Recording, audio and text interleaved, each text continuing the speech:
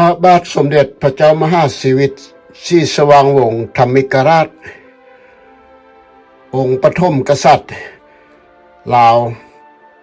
ที่ได้รับเอกราชจากฝรั่งเศสภาคที่เก้าเป็นการบ่อนทำลายทั้งกษัตริย์และความชอบธรรมของฝรั่งเศสซึ่งบกพร่องและท้าทายอยู่แล้วในบริบทบาทของสังคมและสงครามโลกครั้งที่สองและการปรากฏตัวของญี่ปุ่นพระเจ้าศรีสว่างวงศ์และที่ปรึกษาของพระองค์เฮียคองค่าสดเสยจากฝรั่งเศสและหับมอบอำนาจให้แข้งเวียงจันทร์แข้งเวียกหลวงพระบางแข้งเสียงขวางและแข้งหัวคองข้องตามข้อตกลงที่ลงนามระหว่างท่านโรกัสและพระเจ้าศรีสว่างวัฒนาเมื่อวันที่21สิงหาคม1941ที่กรุงเวียงจันทร์อันที่จริงแล้วราชวงศ์หลวงพระบางลิ้นตลบเพื่ออำนาจอธิปไตยเนื้อหัวลาวทั้งหมดแต่ในขณะที่ชาวฝรั่งเศสยอมรับว่าสิ่งนี้เป็นความปรารถนาที่แฝงอยู่หัวใจของชาวลาวส่วนใหญ่พวกเขาแนะนำให้อดทนพวกเขาแนะนำให้อดทนเพราะว่าความพยายามอดทนพวกเขาบ่แน่ใจเกี่ยวกับราชวงศ์ลาวในภาคใต้ของแม่น้ำลานช้างฝั่งขวาของแม่น้ำออมหอบจำปาสักตกอยู่ในกำมือของสยามอีกจะเป็นการยั่วยุให้ฝ่ายสยามแตกแยกเหมือนที่เคยเกิดขึ้นมาก่อนหน้านี้แล้วหรือบกษัตริย์ในกรุงเทพจะทึกบึงว่าแตกต่างจากในหลวงพระบางหรือบโดยเฉพาะอย่างยิ่งเมื่อมีบุคคลระดับสูงในการปกครองของไทยสยามที่เป็นลูกหลานของราชวงศ์จำปาสักนอกจากนี้แล้วคือเรื่องลัทธิแผ่นไทยลัทธิแผ่นไทยยังดึงดูดใจชาวลาวบางคนหลายกว่าที่เชื่อกันในปัจจุบันโดยเฉพาะอย่างยิ่งเมื่อเป็นการต่อต้านชาวฝรั่งเศสต่างชาติท่านอุนสนานิกรหรือเครือขั้นไซณเวียงจันทร์ซึ่งเป็นเสื้อกษัตริย์ณเวียงจันทร์คนหนึ่งพบว่าแนวคิดนี้น่าสนใจและเข้าร่วมกับกองทัพไทยสยามอยู่ส่วนหนึ่งฝรั่งเศสตอบโต้ความคิดนี้บ่เพียงแต่ขยายอาณาจักรหลวงพระบางเปลี่ยนชื่ออาณาจักรลาวเท่านั้นแต่ยังส่งเสริมความรู้สึกฮักชาติลาวผ่านสื่อข่าวต่างๆเช่นหนังสือพิมพ์ลาวใหญ่และเสรีลาวซึ่งเริ่มมีการรายงานความเคลื่อนไหวของกษัตริย์ด้วยบ่นานพอเท่าใดหลังจากการลงนามในข้อตกลงเพื่อ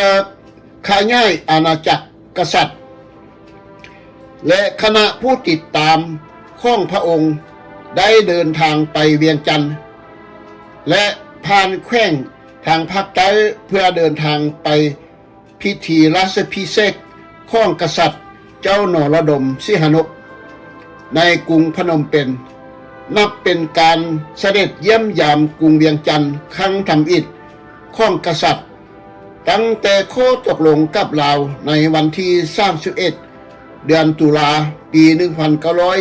1941โดยอธิบายว่าเป็นการก่อให้เกิดความใกล้ชิดอย่างแท้จริง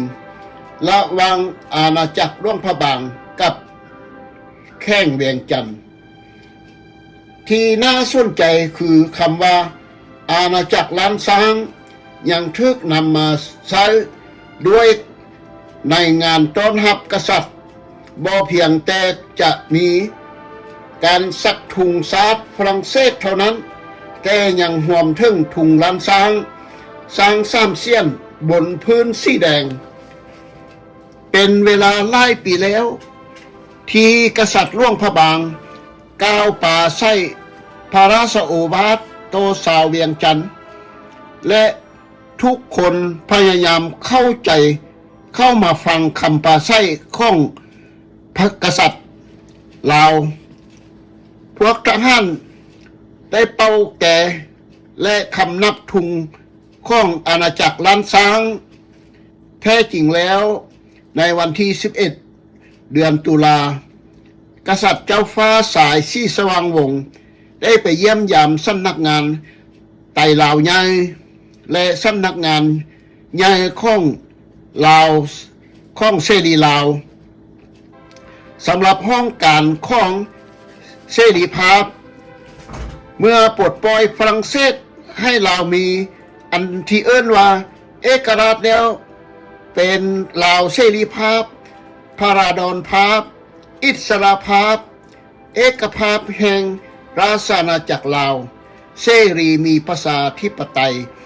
ภายใต้กฎหมายรัฐธรรมนูญอันเดียวโดยภายใต้โพธิสมภารขององค์สมเด็จเจ้าฟ้าศรีสว่างวงศ์องค์นี้ขณะที่องค์กษัตริย์ศรีสว่างวงศ์และคณะเดินทาง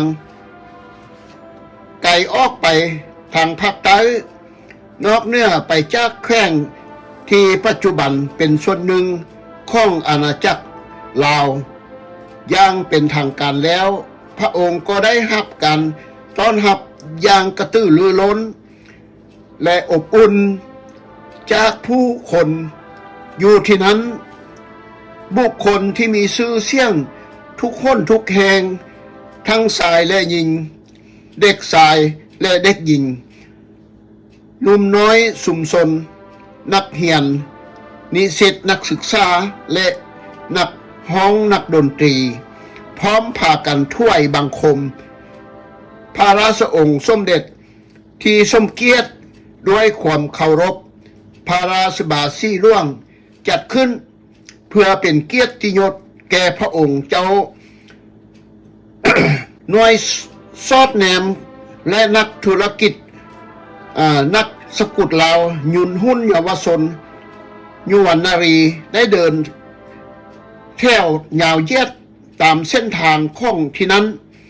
เรารายงานหนังสือพิมพ์ข่าวสารลาวใหญ่และกระบอกเสียงเสรีลาว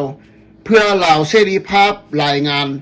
เมื่อวันที่15เดือนพฤศจิกาปี1941ในงานเลี้ยงฮับฮองนี้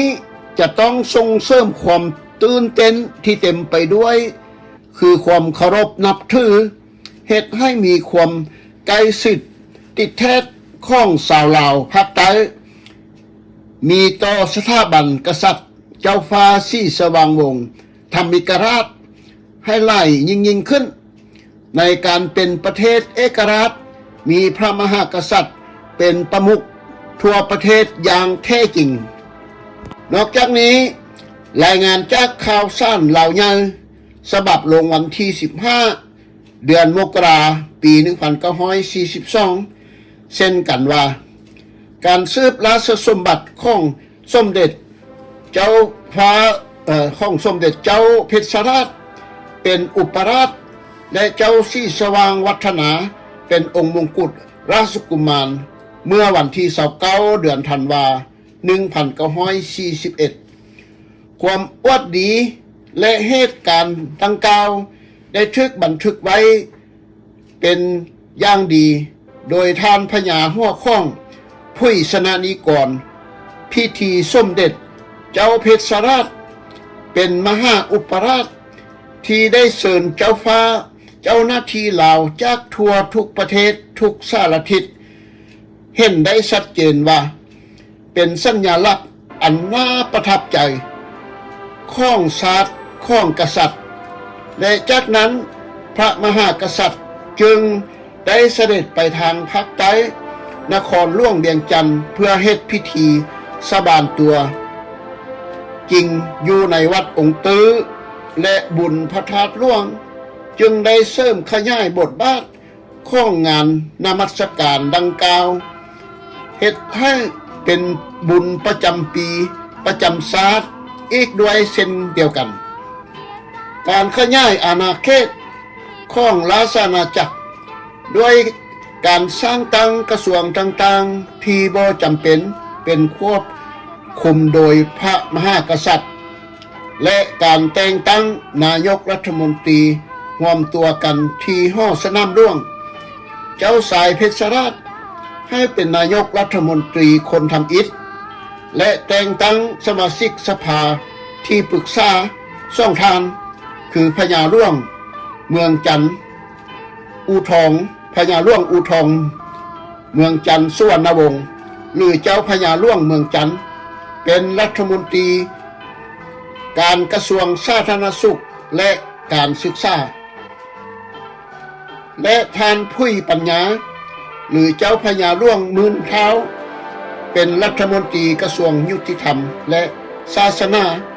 เจ้าสุวรรณราชหรือเจ้ากรมมะแสงเป็นรัฐมนตรีกระทรวงโยธาธิการและเกษตรกรให้เจ้าสายเศรษฐาหรือเจ้ากรมมะวัง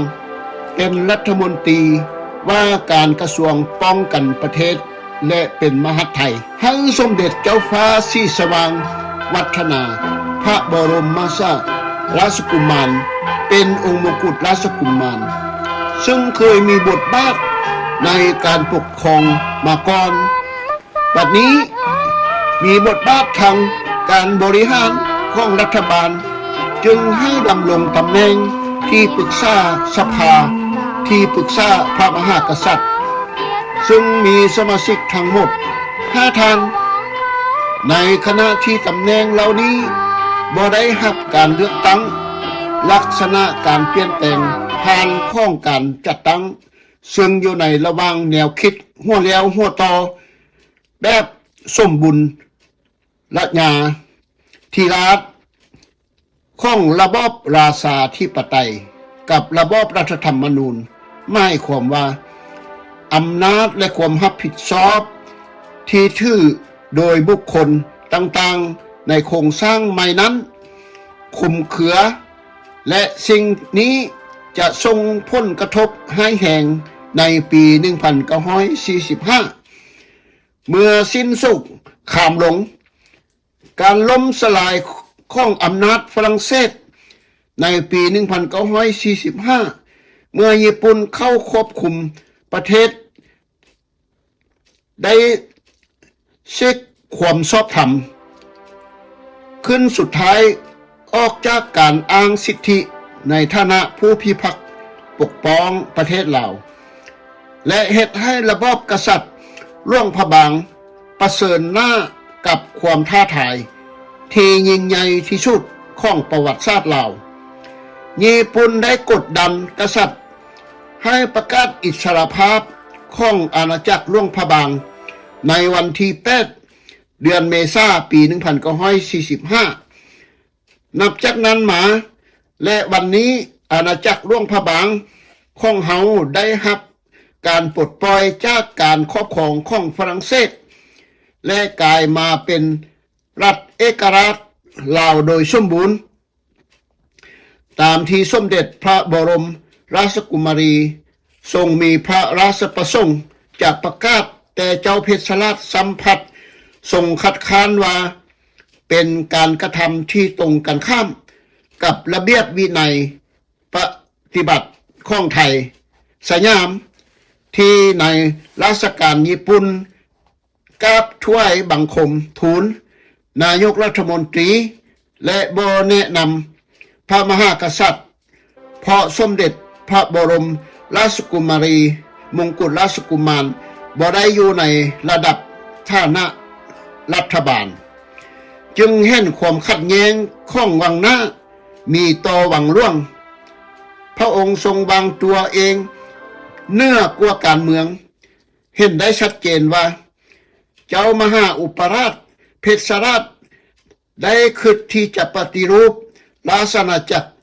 ในปี 1941 ซึ่งคล้ายกัน กับว่าการสถาปนาระบอบรัฐธรรมนูญโดยมีพระองค์เป็นนายกรัฐมนตรีอย่างไรก็ตามหวังยังคงมีอยู่แนวโน้มที่จะยืนยันอำนาจปกครองของกษัตริย์ความเข้าใจผิดนี้ซึ่งข้ามความเข้าใจผิดนี้ซึ่งเกิดขึ้นจากความคุมเคือในโครงสร้างของรัฐบาลจำเฮ็ดให้องค์จึงเฮ็ดให้องค์มงกุฎราชกุมารและเจ้าเพชรราชเป็นพันธมิตรกันอีกบอกกี่เดือนข้างหน้า